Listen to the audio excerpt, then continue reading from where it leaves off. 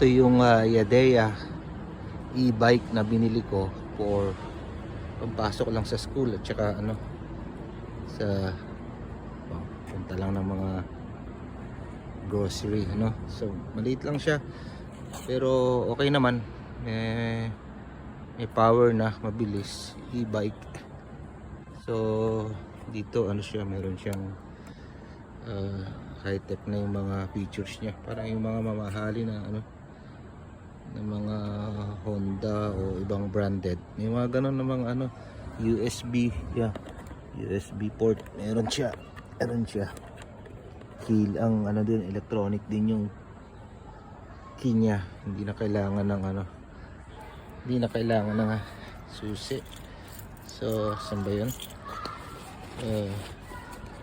Ito may box na kasama, powerful. Tapos ito pala, dito kami nagcha-charge. Ito yung bad news kasi bawal na mag-charge ng e-bike sa bahay, kahit sa garahe bawal. Ito, nagbawal lang fire department. So lahat dito sa labas, labas ng building ang charging. Ito, pagkabili ko nung bike, kasama na agad ang kasama na ang plaka. So mabilis. Ito, yan, tingnan nyo, close look.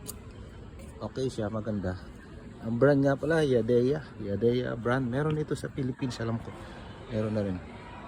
Ito lang. So simpleng lang.